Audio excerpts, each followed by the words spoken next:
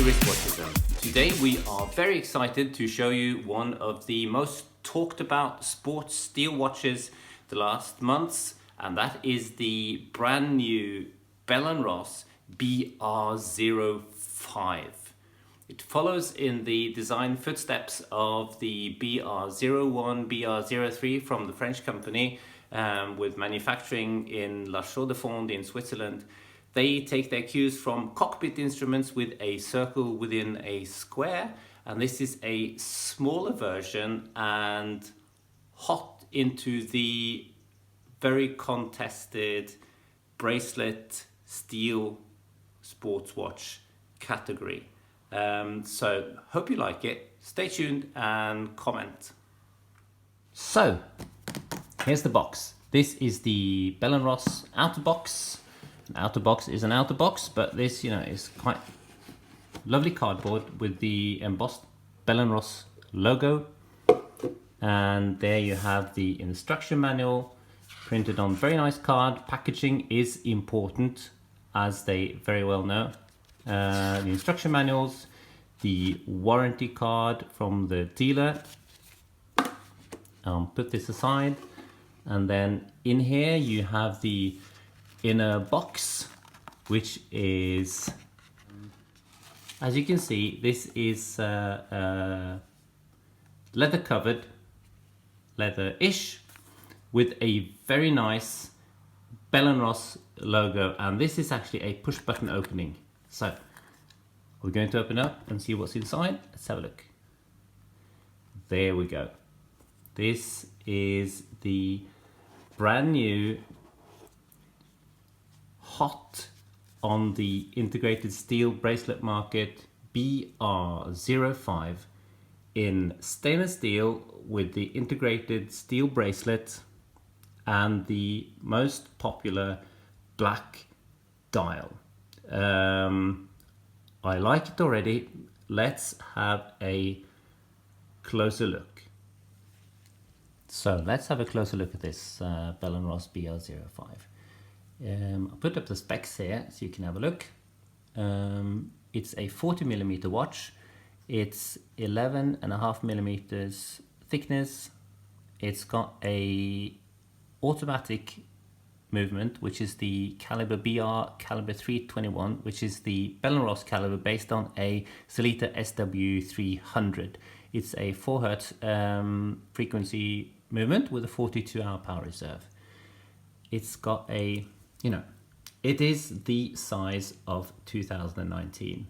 The 38 to 40mm size now on watches is where it's at, whereas the larger watches that Bell Ross have had in the past, the quite big BR01, BR03 watches are, now considered quite large. But, they're with the times, and let's just take the first thing first, which is I do not feel that they have taken the design from the Patek Philippe Nautilus or the Royal Oak. Yes, it's got an integrated bracelet. It's got screws on the bezel, but this is the solid Bell Ross design language that they've had since they started in the early 90s, inspired by cockpit instruments, circle within a square, bezel with fixed screws on the corners. This has actually got, these screws are aligned and all aligned towards the center, unlike some very much more expensive offerings on the market. This is because they are functional. These are fixed into a square slot underneath the bezel in the case, and they go through the back. And as you can see on the back, they do not align as they do on the front, which is because they are actually tightened on the back and they hold together the three-piece case.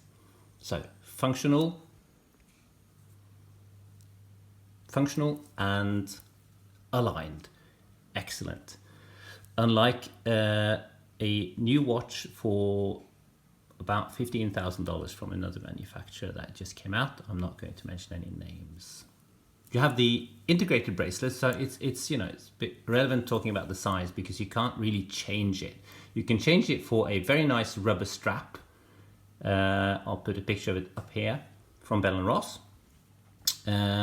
which comes to here with the center link, which actually works as the fitting to the case, because the case extends into the bracelet, as you can see. It's a very nice case. It's a 3-piece case with brushed flat surfaces, and then the chamfered edges are polished. You have the same on the case as on the bezel. You see the brushing in between here. If you go around the back, you have the same on the base. You have the see-through case back, trying to focus here, which is also brushed. You have the polished chamfered edges. You have the nicely decorated Solita movement with a sandblasted finish, and the Bell Ross rotor.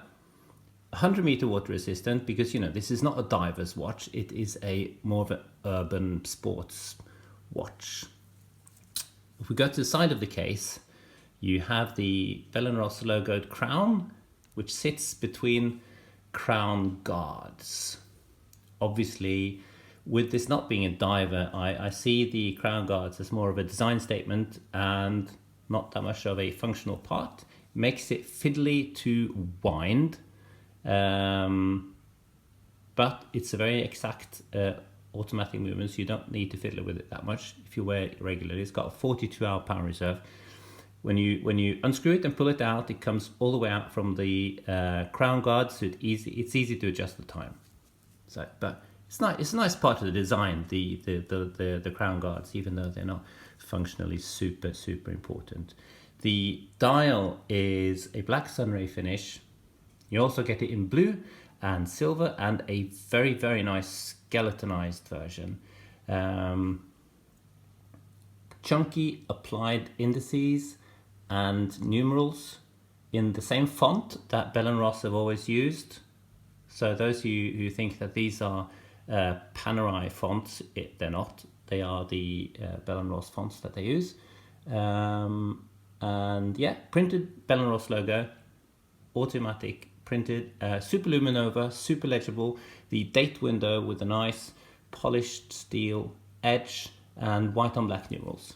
So integrated bracelet, nice and tight, very nice finish. It's got a brushed finish, polished center links. The underside is actually smoothed off more than the top. So it wears comfortable on the wrist while keeping the super sharp look of the case and top of the bracelet. It's a bit of plastic here because this is not, this is a brand new watch, and unfortunately not mine, because I'm starting to like it quite a lot. This is the clasp. It's a butterfly clasp. Very nice, with the nicely integrated Bell & Ross logo, which becomes part of the fastening of the clasp. It hasn't got a diver's clasp because it's not a diver, or micro adjustments, but that's easily done with these 3 half links and 3 main links with screw pins, so it's easily adjustable for the seasons. When it gets warmer in the summer, your arm might expand a bit. Case finish, superb. I can't find any flaws anywhere. The polished chamfers are very nicely executed, and the brush finish is very nice throughout the watch.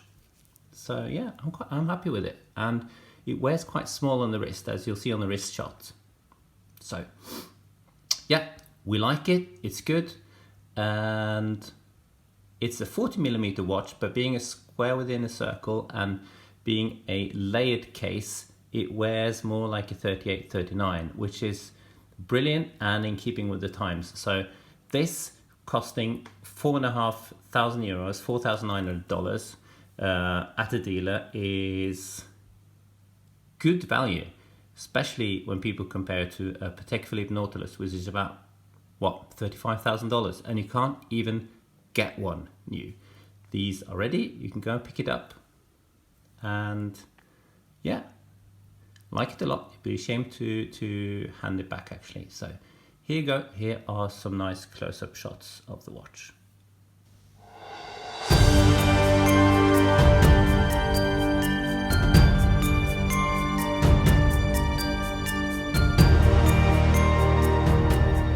Here's the watch on the wrist. My wrist is quite small. I've got like a 7.5 inch wrist.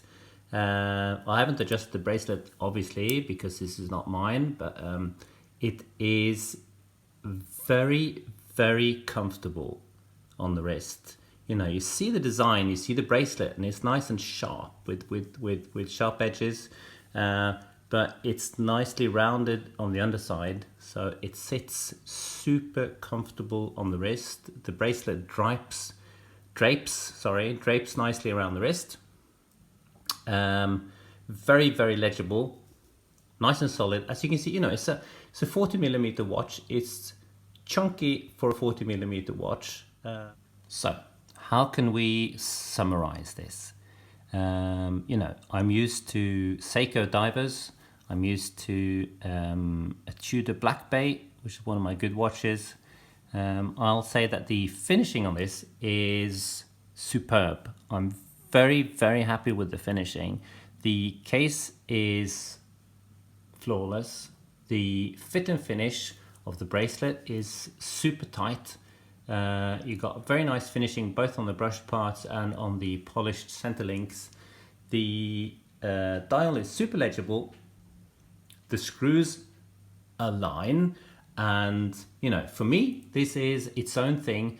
It speaks the Bell Ross design language. It doesn't take, well, it takes cues from other watches, but you know, the bezel with the fixed screws, they've had that since the BR01. It's not taken from the Royal Oak or the Nautilus, and obviously this is a €4,500 watch, $4,900.